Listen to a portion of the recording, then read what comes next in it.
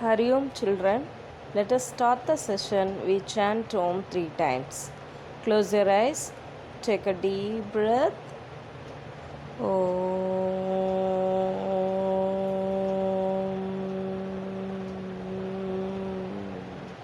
Again, take a deep breath.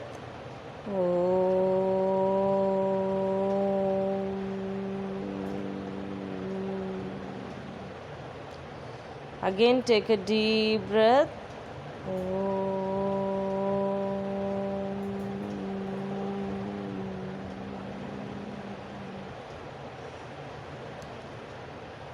Start beginning prayer.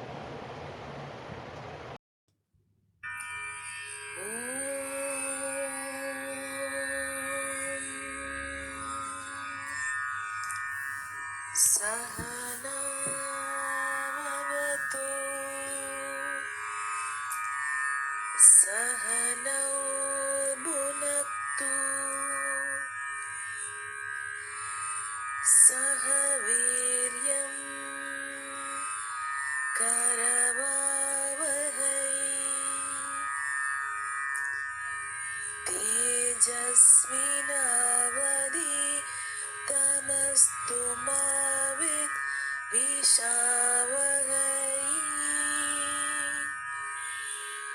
Om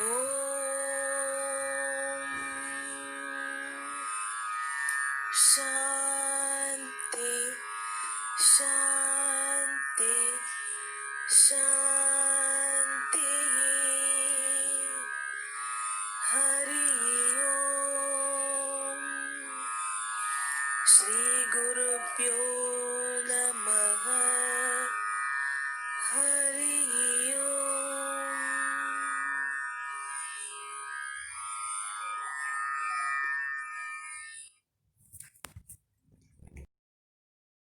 Learning objectives. To learn about contributions of Indo-Greeks. To learn about rulers of Indo-Greek. Hari Om children. Today we are going to learn about Indo-Greek rulers. Let us see children. Indo-Greeks.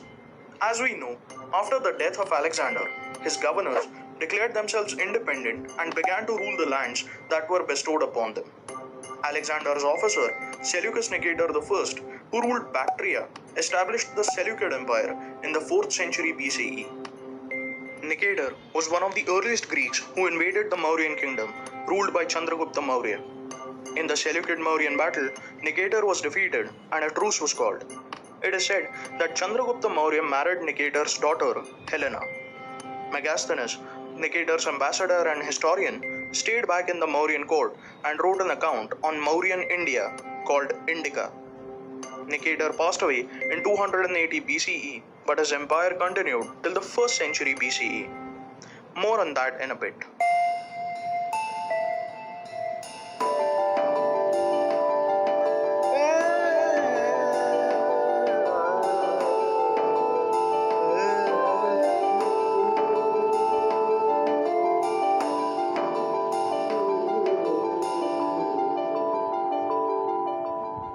First of all, let's go through some sources that talk about the Indo-Greeks. There is very little literary evidence that tells us about the Indo-Greek rulers. Most of the information about the Indo-Greeks comes from archaeological evidence like inscriptions, coins, and sculptures.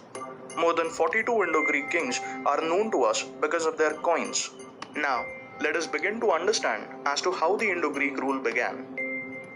Diodotus I, the satrap of Bactria, parted his ways from the Seleucid Empire around the 3rd century BCE and founded the Greco-Bactrian kingdom. His son, Diodotus II, who succeeded him, was killed by his own officer, Euthydemus I, who then began his rule.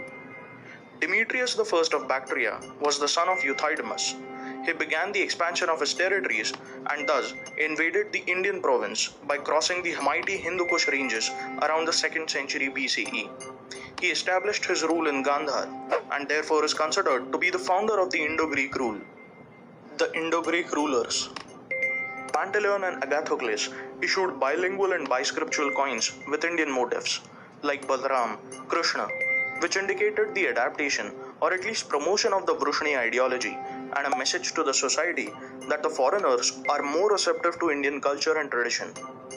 Menander I, one of the most popular and successful Indo-Greek rulers, not only stabilized his power but also expanded his dominion. He is said to have ruled up to modern-day Delhi. The Buddhist text, known to us as Milindapanha, is a dialogue between Menander and the Buddhist monk Nagasen, which also tells us that Menander was fascinated by Buddhist ideology.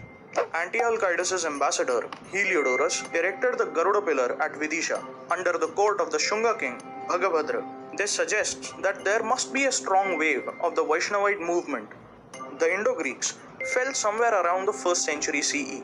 This was because of poor successors, more stronger opponents, as well as the loss of acquired territories. The Indo-Greeks were then succeeded by the Indo-Scythians, the Indo-Parthians, and the Kushans. But what was so great about these Greeks who ruled over India?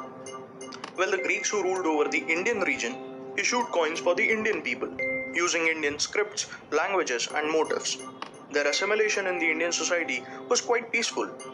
The coins give us the earliest iconography of the deities and earliest depiction of the temples. Because of these invaders, there was interaction between the cultures and religions. Their impact was felt most upon art. For instance, the story of the Trojan horse depicted in the Gandhar art, the Patliputra pillar capital, etc. Several Hellenistic artifacts have also been found.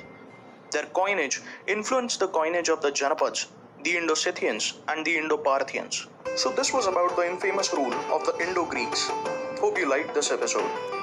Recapitulation: Indo-Greek rulers introduced a dice system. The Greeks were good cave builders. Learning outcome: the Indo-Greeks' rule in India was ended by the Sahas. The Gandhara school of Sanskrit flourished in the Deccan in 2nd century BC.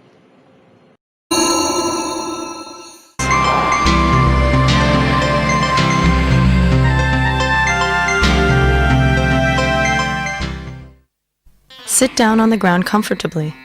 Without moving your head and neck, look upwards and then downwards. Keep your neck and back straight.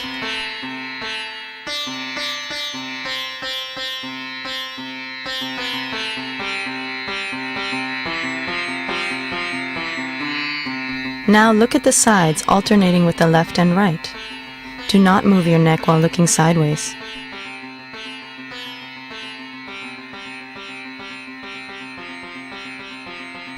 Now look to your left, then look upwards. Move your eyes right and then look down.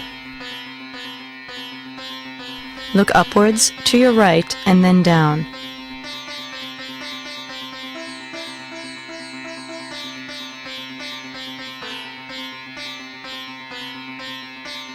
Now look upwards, then to your left and down.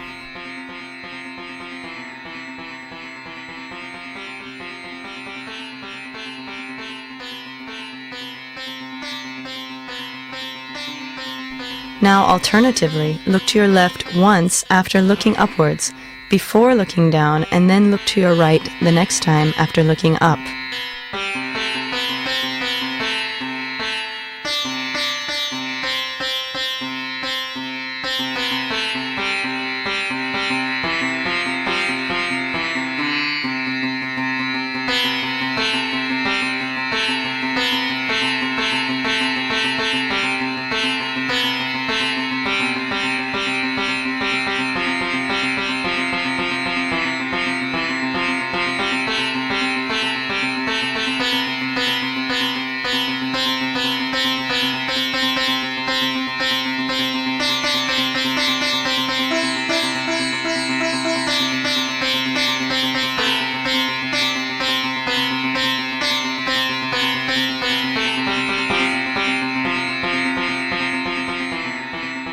Close your eyes and rest for some time.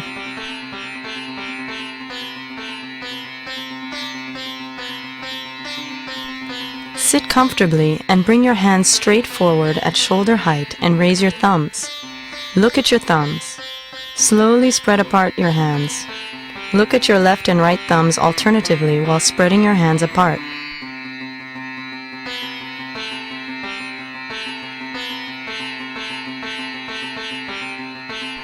Bring your hands together, continuing to look at your left and right thumbs alternatively.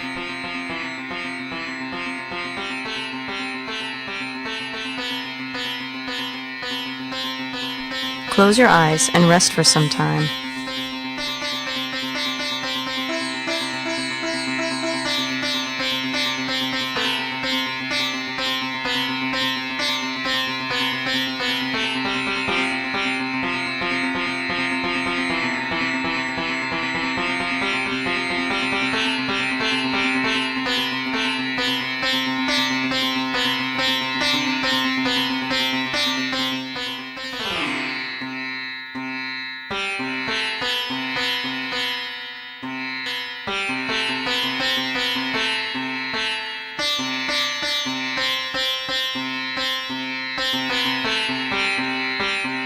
Conclude this video, we chant Om 3 times.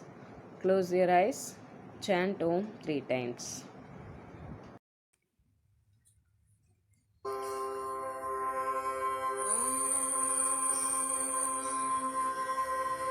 पूर्णमद पूर्णमिदं पूर्णात् पूर्णमुदच्यते पूर्णस्य पूर्णमादाय पूर्णमेवावशिष्यते ॐ शान्ति शान्ति शान्ति